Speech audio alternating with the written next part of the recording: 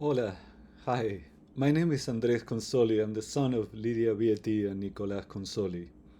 I'm an immigrant from Argentina, formerly not properly documented to be in the US, and I have much orgullo to be a bilingual English Spanish speaking psychologist. I have the privilege to facilitate the Building Bridges Collective at UC Santa Barbara.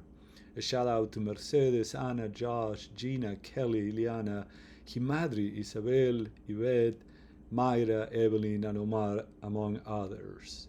I am proud to be a member of AIGLE and a distinguished visiting professor of psychology at the Universidad del Valle, Guatemala. I owe the distinction of becoming a fellow of APA to those who saw in me something I did not.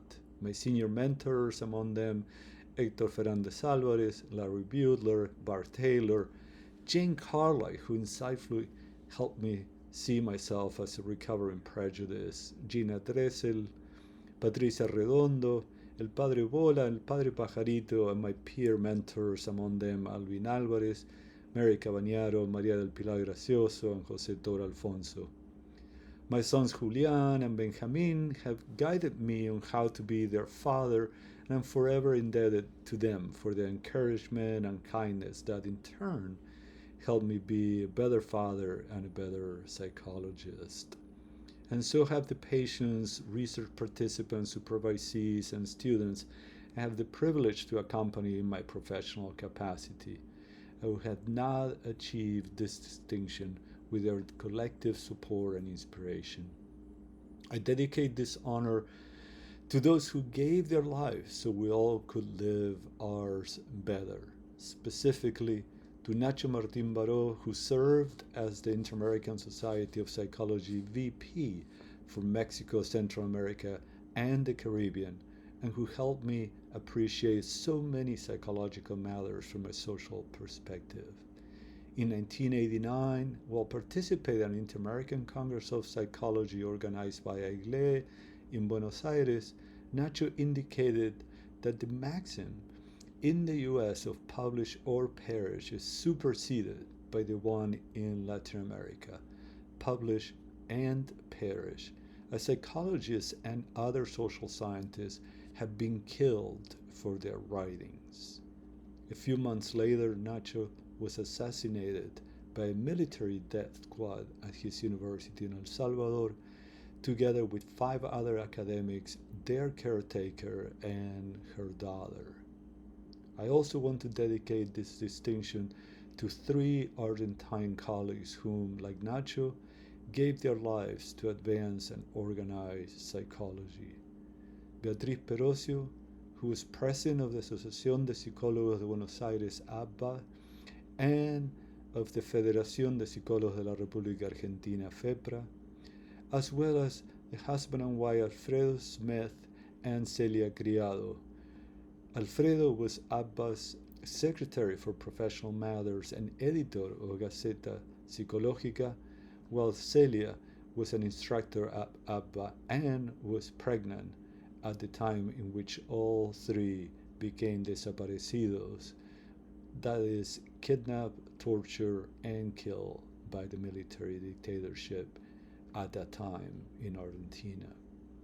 Finally, I want to pay tribute to a research participant who was the catalyst of a major change in my research career.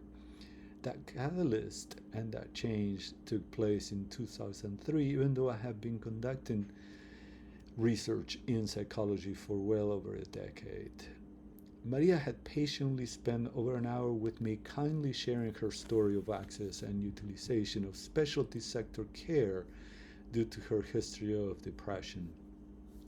Following a semi-structured interview, we move on to some questionnaires. Just as other participants in the project, she asked me to read the questions to her so she could answer them aloud rather than completing the questionnaire on her own. We got to a questionable questionnaire on beliefs about causes of depression. The question stated, ¿El empacho causa depresión? Something like, does indigestion cause depression?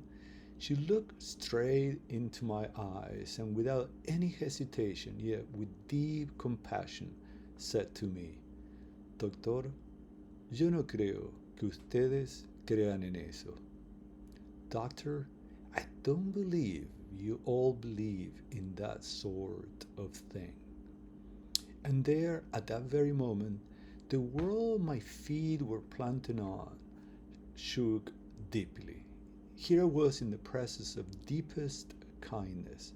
Maria's message had many layers that had been peeling over the years. Within a fraction of a second, she made a long list of multiple social calculations.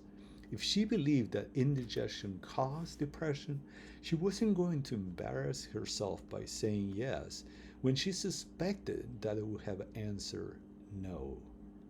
Perhaps she sensed I wasn't open enough, or that the social science I represented at that moment wasn't ready for her answer, or that she simply knew better altogether. This again was a pivotal moment, and I quickly moved away from such sort of questionnaires. Why so? Picture for a second that Maria had completed the questionnaire on her own.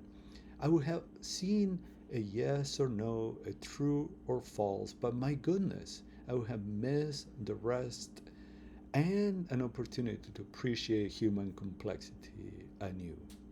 Since almost 2 decades and counting, I've chosen to pursue research questions that are best suited for qualitative designs that get me closer to participants and their take on things.